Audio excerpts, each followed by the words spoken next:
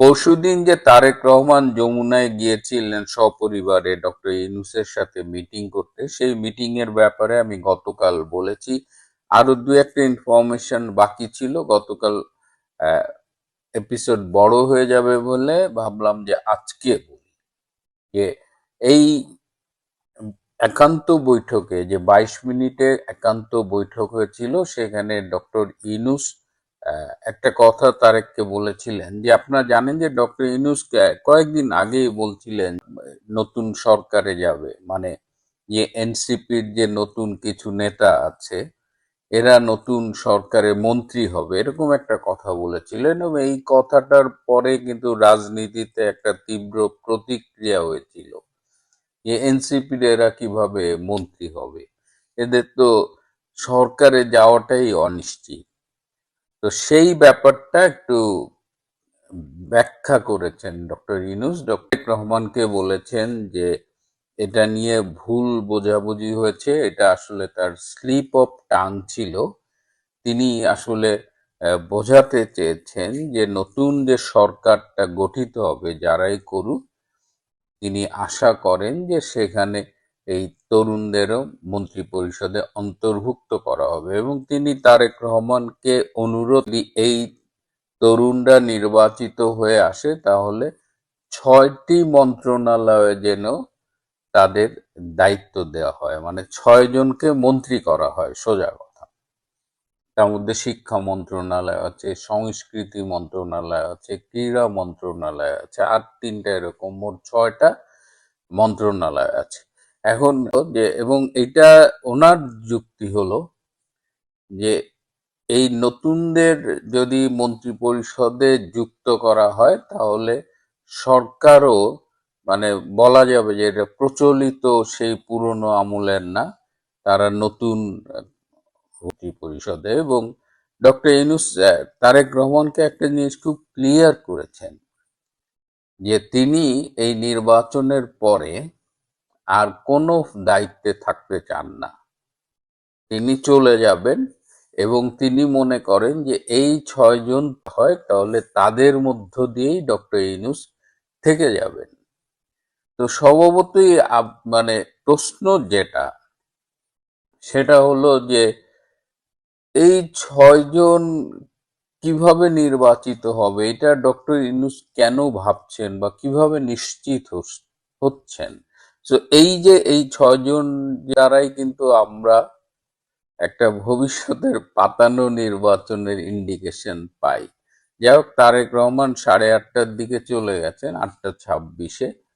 5 জন উপদেষ্টা গিয়েছিলেন যমুনায় তারেক রহমানের সাথে মিটিং করতে, কিন্তু তারেক রহমান এগ্রি করেননি।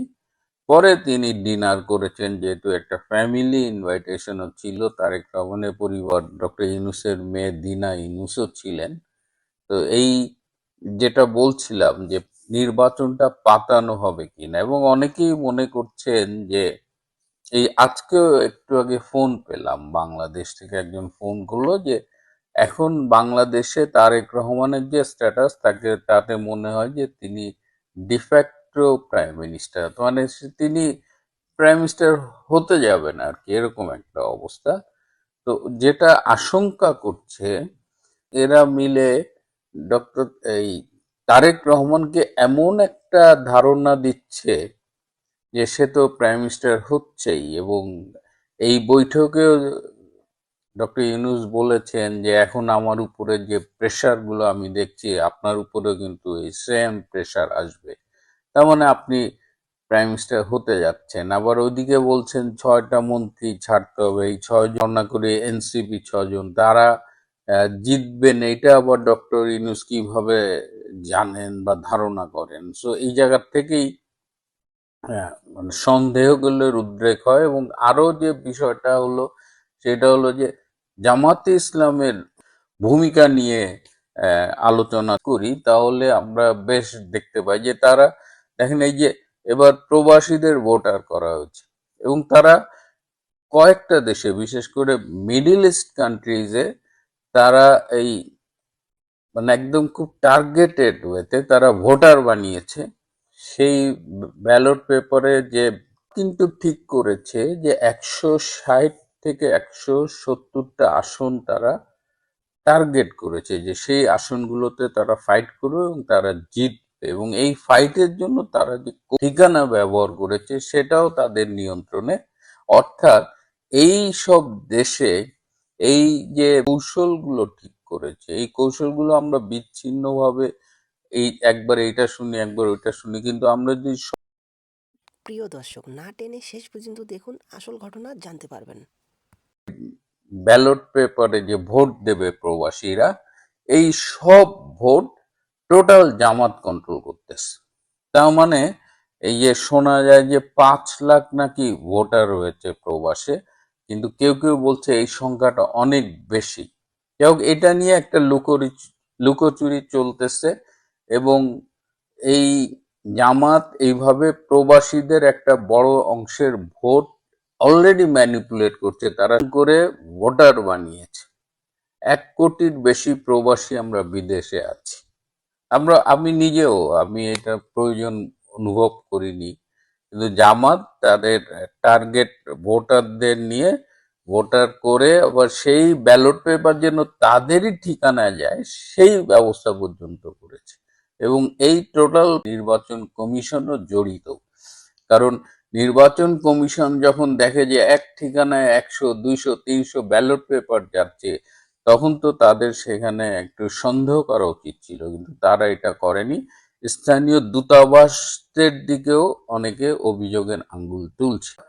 কৌশলের কথা আজকে শুনলাম যে জামাত যে 160 থেকে 170টা আসন টার্গেট করেছে, বাকি আসনগুলো তারা ছেড়ে দেবে, এবং অধিকাংশ আসনই তারা ধারণা করে যে বিএনপি জিতবে বা অন্য দলের প্রার্থীরা জিতবে। এই 160 থেকে 70 আসনে এই যে 20 তারিখের পরে যখন নির্বাচনী, তখন তারা কি করবে, এই যে টার্গেটেড সিট এইখানে তারা ব্যাপক রকমের গন্ডগোল শুরু করে দিবে, এবং তারা প্রত্যেক আসনে বিএনপি এবং প্রতিপক্ষের 40 থেকে 50 জন নেতার একটা তালিকা করেছে, এবং তাদের মধ্যে এক ধরনের পাশবিক আনন্দ সে লাভ করে।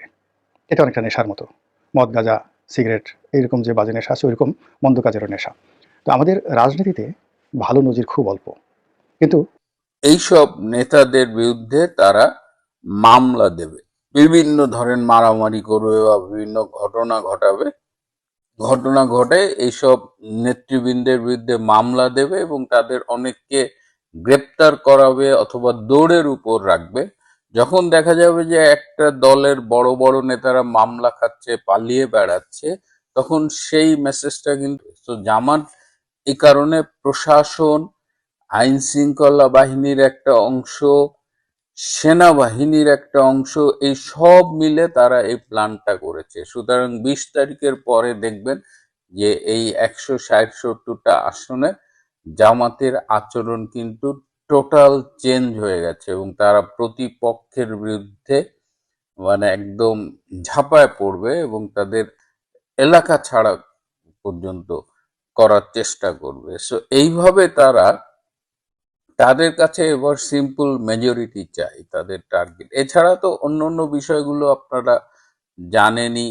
তারা নারীদের কিভাবে টার্গেট করেছে, সামাজিক যোগাযোগ মাধ্যমে আমরা দেখছি নারীদের কাছে কোরআন শরীফ নিয়ে যাচ্ছে, নারীদের কাছে ধর্মের কথা বলছে, নারীদের এনআইডির ছবি তুলতে, সামগ্রিকভাবে তারা ধর্মের অপব্যবহার করছে। ধর্মকে নির্বাচনে ব্যবহার করার ব্যাপারে স্পষ্ট নিষেধাজ্ঞা আছে আমাদের নির্বাচনী আচরণ বিধিতে, কিন্তু এগুলো তারা মানছে না।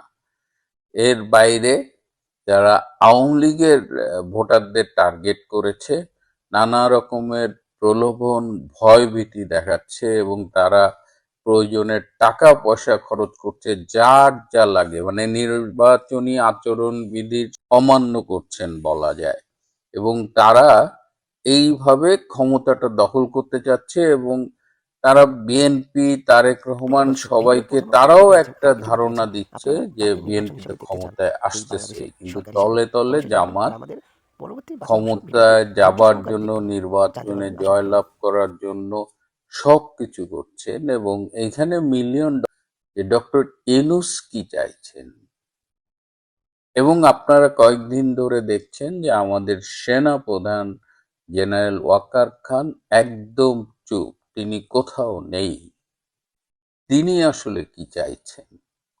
জামাত, ডক্টর ইউনূস, জেনারেল ওয়াকার খান, এই ত্রয়ী মিলে বাংলাদেশের আগামী 12ই ফেব্রুয়ারির নির্বাচন, যদি সেটা অনুষ্ঠিত হয়, আমি নির্বাচন অনুষ্ঠিত না হবার সম্ভাবনা এখনো রয়েছে। এবং আজকেও আমাকে একজন ঢাকার থেকে বললেন যে বাংলাদেশে এমন একটা গুমোট পরিস্থিতি বিরাজ করছে, তাতে সবাই ধারণা করছে যে কিছু না কিছু ভয়াবহ একটা ঘটতে পারে।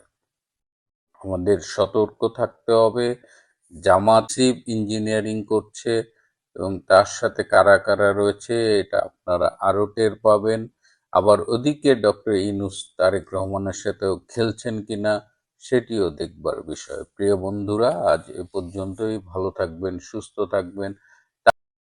পুরো ভিডিওটি দেখে আপনাদের কেমন লাগলো অবশ্যই মতামতটি কমেন্ট বক্সে জানিয়ে দেবেন। সবাইকে ধন্যবাদ।